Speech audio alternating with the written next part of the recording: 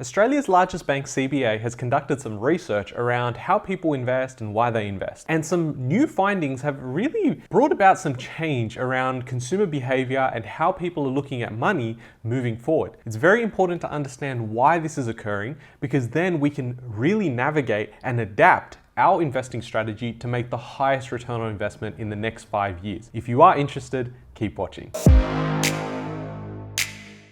Hey guys, my name's Ravi and welcome back to Personal Finance with Ravi Sharma. If you're new here, smash that subscribe button because I talk about real estate, cryptocurrency, and financial freedom. Now in this video, I want to go over some high-level numbers that CBA shared in their research, and then go into how we can adapt and what does this mean for us in terms of how we invest for the next couple of years. It's very important to know where we've come from, to know where we are going, and use that as a foundation for our investing strategy. Now, if you are interested in this sort of content, yes, subscribe to the channel, but if you want daily updates around cryptocurrency, NFTs, the economy, and property, then definitely join me in Patreon. There's a link in the description below where you can join and you get access to podcasts every week, as well as content on the daily. So CBA conducted a research with over 1,000 people, and what they found was that 43% of people actually wanted to invest their money rather than save. Now this number is a lot higher than it was a few years ago, and it's going to increase even more so. Now we will go into why that's going to change and it's going to adapt long term, but more importantly, the two assets that were most popular in this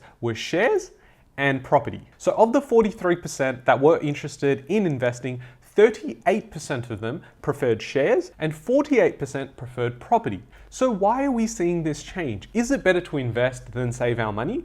Well, let's deep dive into it. We know that the current state of play means that inflation is high and people are aware of this now. There's channels like myself that are coming out and trying to educate. But on top of that, we've got savings rates that are at the lowest point ever. The highest I could find was like 0.4 or 0.5%, which is absolutely absurd. And we're going to break down what those numbers actually look like. And then on top of that, we've got interest rates for borrowing at super low rates, some of the lowest we've ever seen. Now, yes, we have had some increases in interest rates recently by banks, and I think that's going to continue happening. But if we're just comparing this to what it looked like 5 years ago, it is so drastically different. It's not even funny. When I was buying houses, I was borrowing at like 4.5%, 5.5%, and now we're in a space where we can borrow anywhere from 2.5% to 3%, which is insane. So the question is it better to invest than save our money? Well, let's look at it this way. In simple terms, if the inflation rate, the true inflation rate, is actually 3%. So let's say I go to Woolies and I purchase $100 worth of groceries today. Now that same exact trolley of goods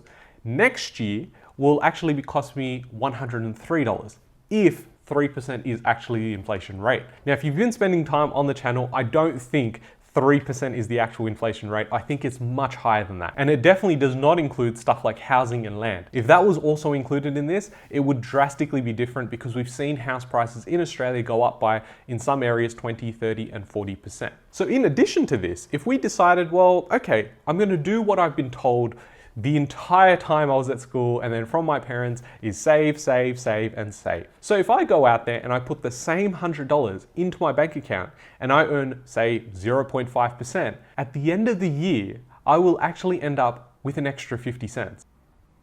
Seriously? Now, I don't know about you, but for me to put $100 in, or if it's $1,000 or if it's $10,000, to earn 0.5% when I know that inflation is higher than 3%, but even if it's just 3%, we're still losing 2.5% of our purchasing power. Now, for a lot of people, you may hear that and go, Well, that doesn't really matter. I don't care about that, Ravi. I go to the stores now. I spend 100, if next year it's 103, that's a fact of life. It's just how it is. yes, I agree, that's how it is. However, that 3% compounds and continues to grow every year. So it's actually a negative effect on how much money you have and how you protect your wealth. Just by having money sit in the bank account, we're actually having that erode, meaning that today it's $3, but in 10 years' time, it could be a hell of a lot more. And in 20 and 30 years, which is when most people are looking at planning for their retirement and what retirement could look like, it doesn't give you a high level of certainty as to what that lifestyle could actually, be. And more sessions that I'm running through strategy sessions, I send a questionnaire out And so many people now versus say 12 months ago are replying saying that my ideal goal is $100,000 adjusted for inflation. Or in other words, they'll say, well, I want $100,000 in today's terms. So that could mean in 30 years time, $450,000, because that's the equivalent of how much $100,000 today could mean. Now, with shares and property being the most popular choices for people to invest, let's take a look at what those numbers could look like. So if I put the $100 into shares, like ETFs, on average, they return about 10%. So that $100 becomes $110. Now, if we adjusted for say 3% of inflation, that means our real purchasing power has gone up by $7. So that's $10 minus the $3 in inflation. And so I would be better off with $7 in my pocket. The reason why I really like property is because I get leverage returns. Now, I know you can get equity builders and leverage in shares and ETFs, but it's a lot riskier than with property because you don't have liquidation points and you also don't have such volatility that you would in, say, property. Now, obviously in property as well, you've got other moving pieces, like you've got a tenant there could be maintenance, there could be other issues like that too. But for the sake of property, I could use the 100 and actually get leverage returns. So the 100 may allow me to actually purchase $800 worth of assets. Now that $800 worth of assets, although property has averaged say 7 to 10%, even if we took the lower end of that, being 7% growth, that's 7% not on the $100, it's actually on $800 because that's how much asset value I actually control. So the $800 multiplied by 7%, which is the growth, I'm actually making $56, which when you compare that to the $100 I put in, I'm making a 56% return on the initial investment. Now, of course, we're making up these numbers, right? It's $100 now and we don't know if that fluctuates, but we're using averages. And the other thing to keep in mind as well is that interest rates are low now, but they won't be low forever.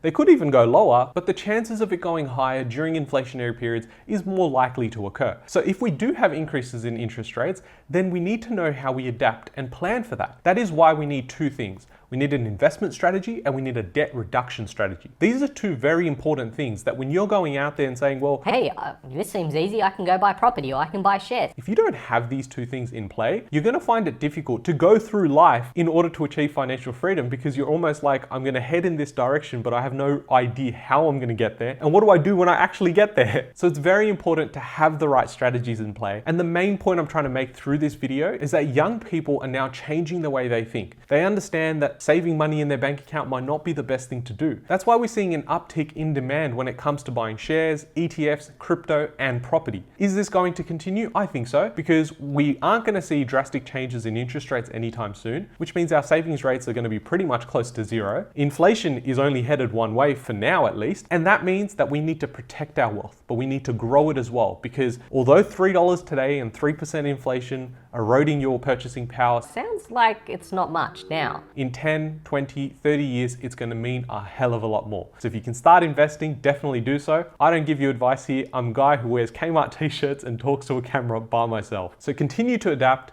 and let's grow wealth together. If you guys are interested in more content like this, smash that red button to subscribe and drop a like if you have enjoyed this sort of content so I know what you guys like and I can bring more of it out. I'll catch you guys in the next one. Thanks, guys.